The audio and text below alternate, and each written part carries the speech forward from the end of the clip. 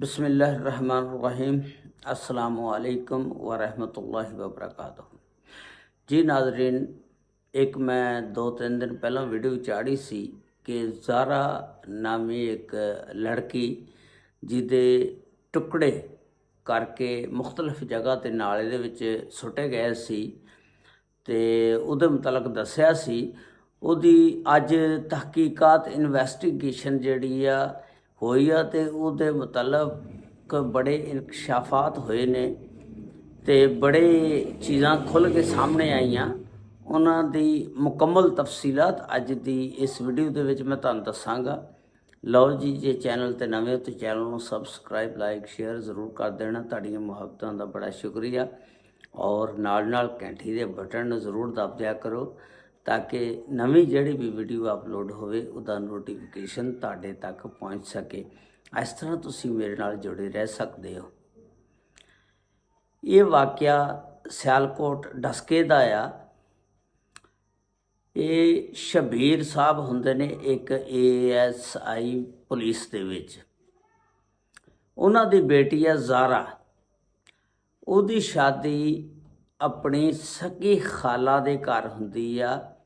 ਉਹਦੀ ਖਾਲਾ ਦਾ ਨਾਮ ਹੁੰਦਾ ਸੁਗਰਾ ਔਰ ਸੁਗਰਾ ਦਾ ਬੇਟਾ ਜਿਹੜਾ ਹੁੰਦਾ ਕਦੀਰ, ਉਹਦੇ ਨਾਲ ਸ਼ਾਦੀ ਹੁੰਦੀ ਆ।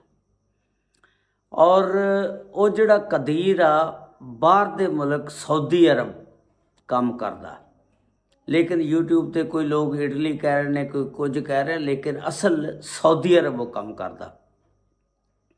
और वह अपनी बीवी नूं ज़ारा नूं गाहे बगाहे सऊदी अरब बुलांदा रहिंदा सी।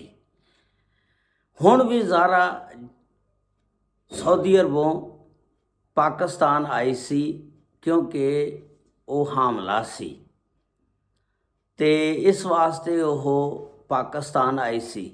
एक उहदे पहला एक बेटा आ 2.5 साल का जिहदा नाम शाफे आ ते हुण फिर दूसरा बच्चा सी ते ये जिस वेले सऊदी अरब चों आ जांदी आ अपने वालद शबीर ASI दे घर।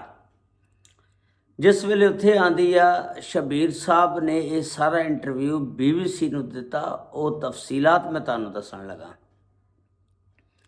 वो शबीर जिहड़ा ASI आ वो कहंदा कि 3 दिन पहलों मैनू लड़की कहन लगी जिहदा नाम ज़ारा आ, वो कहन लगी कि मैनू मेरे सहुरियां दे छड्ड आवो, मेरियां नणदां और मेरी सस जिहड़ी आ ओह मैनू बहुत ज़्यादा याद कर रहे ने, मैनू बुला रहे ने, मैनू उत्थे छड्ड आवो। शबीर ASI कहन लगा कि मैं अपनी बेटी ज़ारा नूं उहदे सहुरियां दे घर छड्ड आया। वो जिहड़ी उहदी साली हुंदी आ सुगरा उहदा नाम हुंदा ते ज़ारा दी सस हुंदी आ ते कदीर दी वालदा।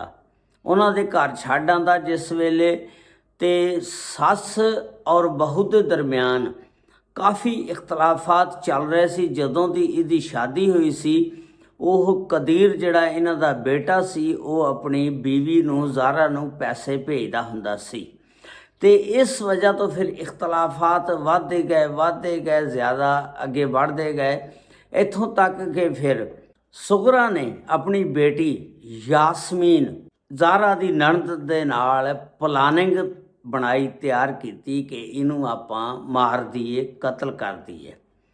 इहदे विच फिर एक सुगरा दा दोता नवासा अब्दुल्ला और एक इन्हां दा रिश्तेदार जिहड़ा सी लाहौर रहिंदा नवीद, उहनूं विच लिया। उहदे नाल प्लानिंग बना के उहने कहा तू साडे को आ, तैनूं असीं इटली भेजदे आ ते उहनूं बाहर भेजण दा बहाना ला के ते बुला लिया। फिर इत्थे उहनूं बुला के ते प्लानिंग तैयार कीती ते फिर वो शबीर साहब दसदे ने कि मैं जिस वेले बेटी घर ससुराल दे आ गई, पहुँच गई ते मैं उन्होंने फोन करदा सी, फोन नहीं सी चुकदी। बाहरों फिर उहदा शौहर जिहड़ा कदीर सी वो भी फोन करदा सी, उहदा भी फोन अटेंड नहीं सी कर रहे। वो फोन किद्दां चुके, उहनूं तां मार दिता सी ते वो कहंदा मैनूं शक होई क्योंकि 1-2 दफ़ा पहलां भी ये वाक़यात इन्हां ने मारने की कोशिश की मेरी बच्ची नूं। ਮੇਰੇ ਦਿਲ ਦੇ ਵਿੱਚ ਖੁਟਕੀ ਔਰ ਮੈਂ ਫੌਰਨ ਉੱਥੇ ਪਹੁੰਚਿਆ।